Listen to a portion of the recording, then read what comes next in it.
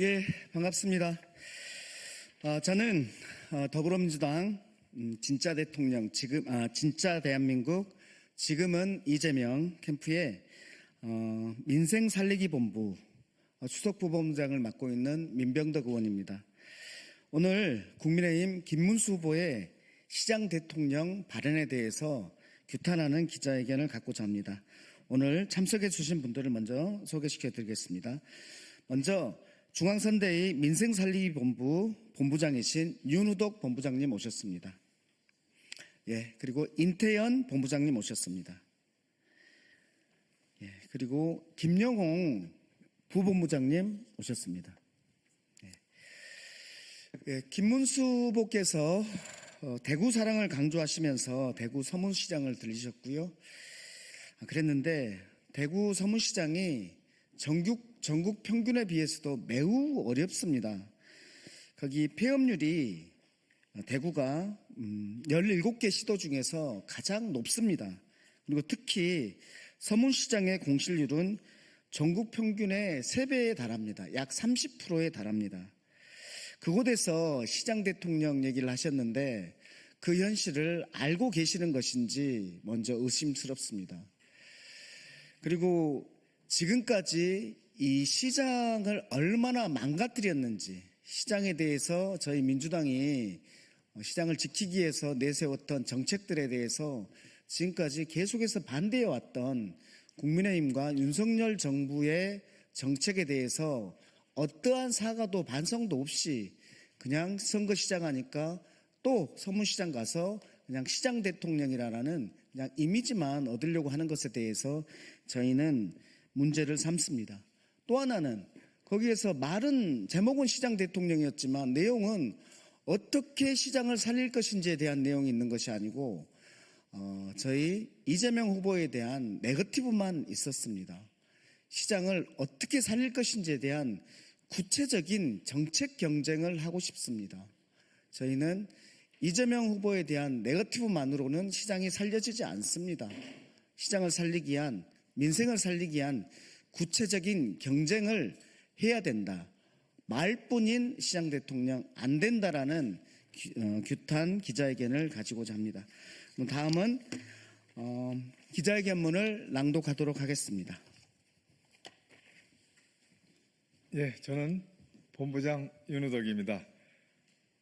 국민의힘 김문수 후보가 시장 대통령이라는 발언을 했는데 참 억장이 무너지더라고요. 그래서 규탄하면서 기자회견문을 말씀드리도록 하겠습니다.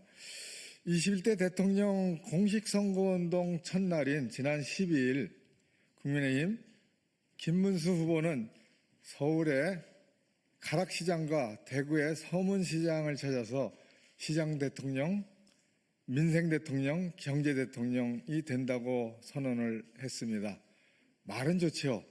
하지만 이러한 선언과는 달리 김문수 후보는 유세 내내 이재명 후보를 겨냥한 저질 색깔론과 네거티브 공세로 일관했습니다. 정작 그 어디에서도 시장, 민생, 경제를 살리는 정책은 찾아볼 수가 없었습니다. 우리는 이미 비전과 정책 없이 오직 대통령이 되는 것만을 목적으로 대통령 선거에 출마했던 사람을 잘 알고 있습니다. 바로 파면당한 내란숙의 윤석열입니다. 이런 김문수 후보의 그간의 행보는 그가 여전히 내란숙의 윤석열의 동조자이자 내란 잔당의 대선 후보라는 것을 입증하고 있습니다. 그날 김문수 후보는 여러 차례 강조한 대구 사랑에도 불구하고 대구와 서문시장 지역경제 상황은 녹록치 않습니다. 상권 분석 플랫폼 오픈업의 조사 결과 2023년 대구는 외식업체 폐업률이 21.71%로 인천과 함께 17개 시도군 중 전국 폐업률의 1위로 드러났습니다. 또한 한국은행은 대구의 지역 중소기업 대출 연체율 증가폭이 전국에서 가장 높은 것으로 드러났습니다. 안타깝습니다. 예, 민생살리기 본부 본부장 인태현입니다. 소상공인 자영업자의 무너지는 억장을 그 공분을 담아서 발표드립니다. 한국부동산원에서 발표한 자료에 의하면 2025년 1분기 서문시장 청라언덕 지구의 중대형 상가 공시률은 무려 34.26%에 달합니다. 중대형 상가 10곳 중에 한 곳 이상이 빈 점포인 것입니다.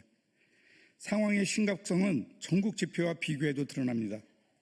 같은 기간 전국의 중대형 상가 공시률이 13.2%입니다.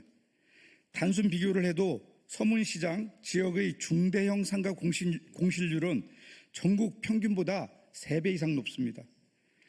대구에는 지역 화폐도 민생 지원금도 없습니다.